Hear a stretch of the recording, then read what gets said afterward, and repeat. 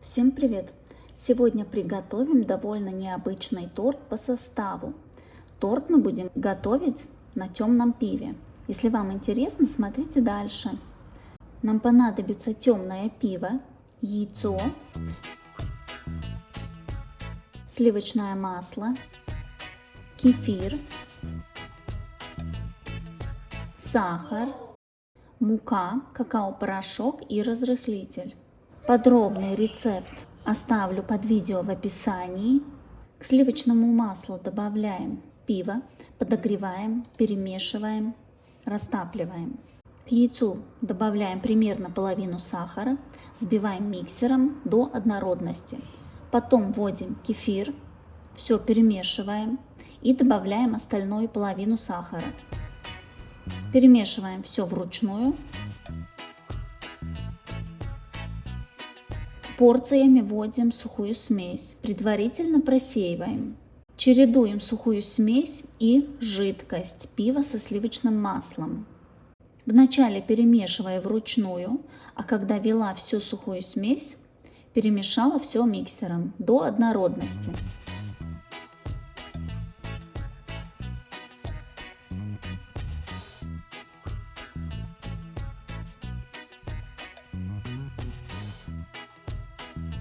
Тесто получается довольно жидкое, очень ароматное. По желанию можно добавить корицу, очень хорошо подходит ко вкусу пива, если вам нравится вкус корицы. Распределяю по формам. Тесто наливаем не особо толстым слоем. Примерно наливаю 1 см высотой. Выпекаю 160 градусов до сухой палочки.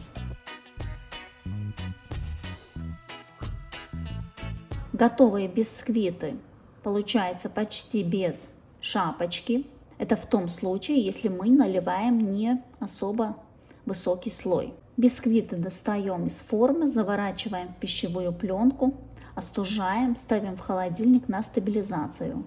Всегда бисквиты надо стабилизировать в холодильнике примерно 5-10 часов. Это для того, чтобы было удобно разрезать на коржи.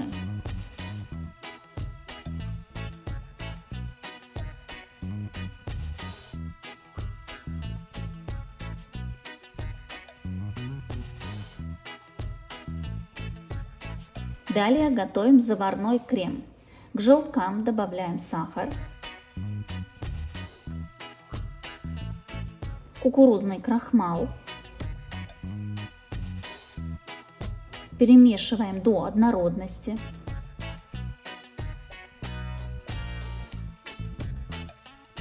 Порциями вводим пиво. Получается такой карамельный цвет.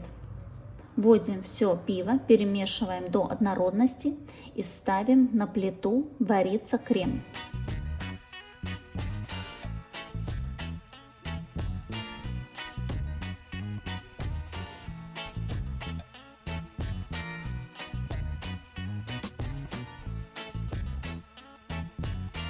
Вначале включаю на максимальную температуру. Как только масса становится теплая, я снижаю температуру наполовину, приподнимаю ковшик с плиты. Так как ковшик с толстым дном, он держит температуру, и чтобы крем загустел равномерно, я поднимаю ковшик с плиты. Вначале сверху у крема образуется такая пена, это в том этапе, когда он еще жидкий. Когда крем начинает густеть, пена постепенно исчезает. И тогда видно, что крем густеет. Как только пена исчезла, я ковшик ставлю обратно на плиту, снижаю температуру до минимума и продолжаю варить крем до более густого состояния. И еще беру пробу по вкусу. Крем должен быть без привкуса крахмала и желтков. Любой заварной крем надо варить на минимальной температуре. Так мы избежим, что крем пойдет комочками. К крему можно добавить корицу, как я и сделала, так как мне нравится сочетание корицы и пива. Еще хорошо подходит кофе.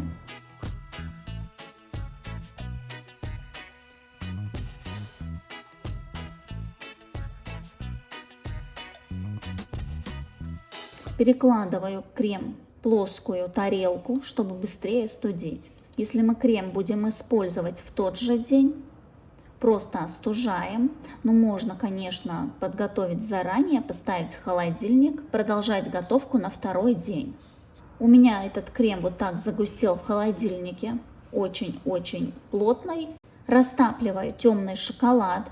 Если вы крем готовите в тот же самый день, можете добавить шоколад в горячий заварной крем.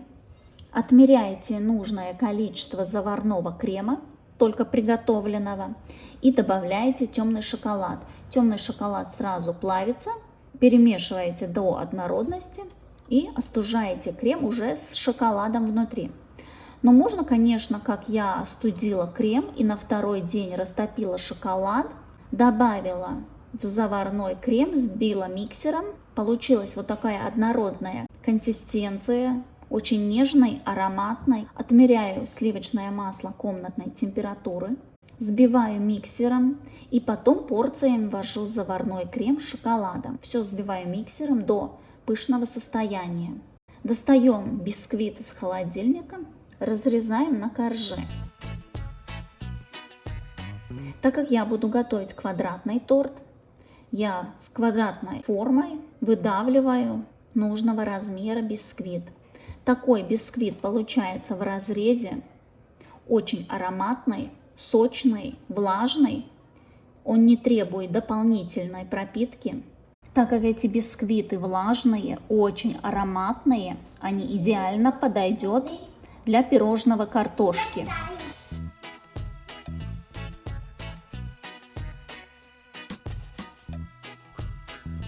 У всех бисквитов я срезаю верхнюю эту корочку, так как она такая влажная, как пленочка. Заранее подготовила вишневую начинку и буду собирать торт. Ставлю форму, по бокам распределяю крем, делаю бортик из крема и посередине наношу вишневую начинку. Крем по бокам нужно для того, чтобы удержать вишневую начинку и она не вытекала. Тогда торт получается стабильный и хорошо держит форму. Когда я наношу крем в первый слой, я торт держу на весах, определяю конкретно, сколько крема нужно на этот слой, и такой же самый вес крема я наношу в каждый следующий слой.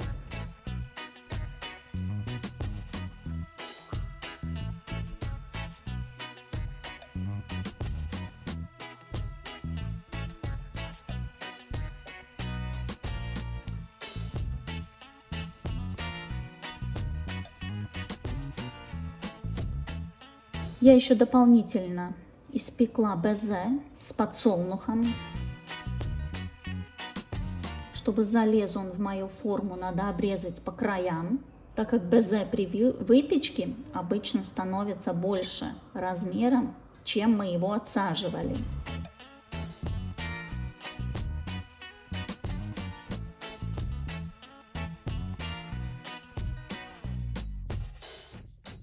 Сверху наношу не особо толстый слой крема, так как для безе не требуется слишком толстый слой. Далее опять бисквит, вишневая начинка, крем. Этот торт можно готовить и без безе внутри. Про безе вам я еще расскажу немного в конце.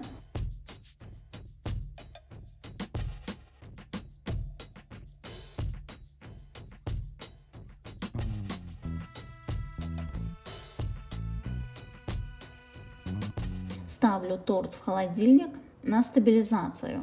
Далее торт буду промазывать обычным ганашем. Это не бетонный ганаш, а просто шоколад со сливками.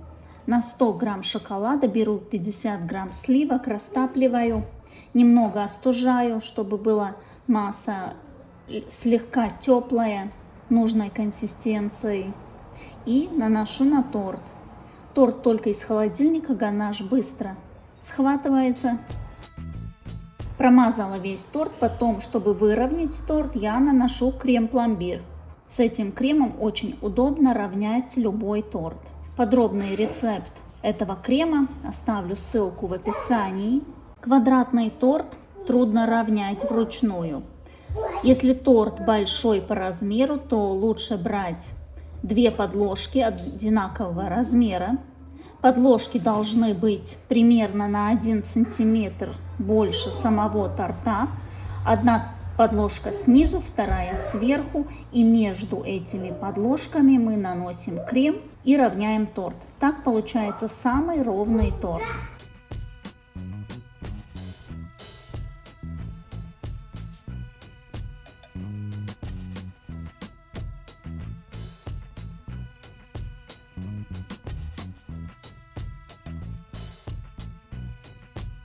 Подготовила декор для торта, готовила из шоколада и изомальта.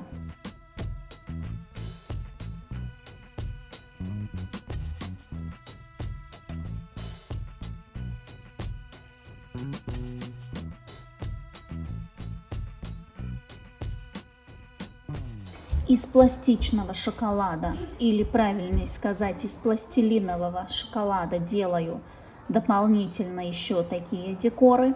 Как готовить пластичный шоколад, у меня тоже есть видео. На 100 грамм темного шоколада надо добавлять примерно 30 до 50 грамм сахарного сиропа.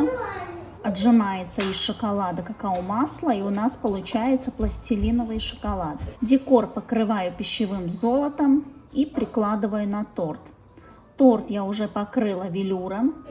Чтобы сделать такой темный зеленый цвет, я смешивала зеленый, синий и немного черный, до того, пока добилась нужного мне оттенка.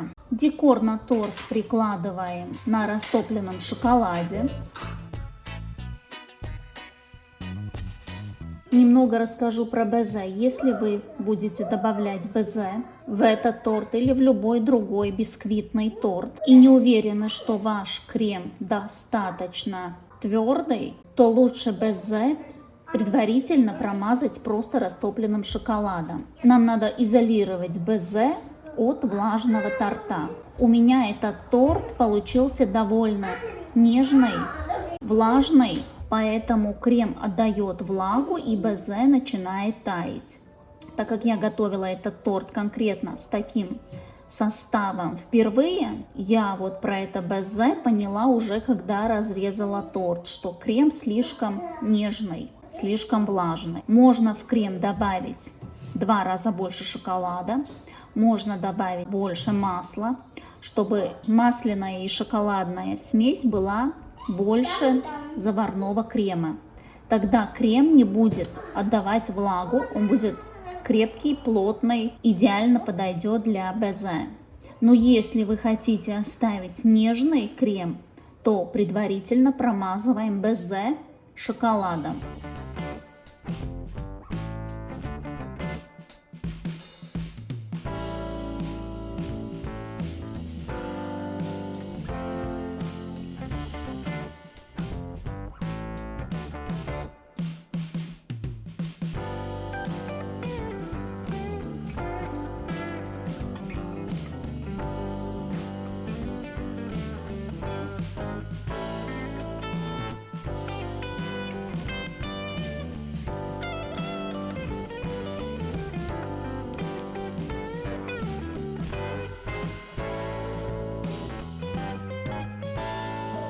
Распечатала сахарную картинку, и вот такой тортик у меня получился.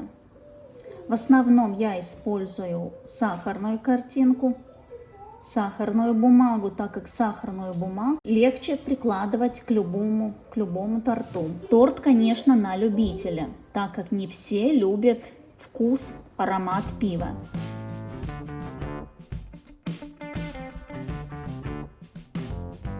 И смотрим, как торт выглядит в разрезе. Сочный, ароматный, с очень ярким ароматом пива. Очень хорошо сочетается аромат, вкус пива с вишней и корицей.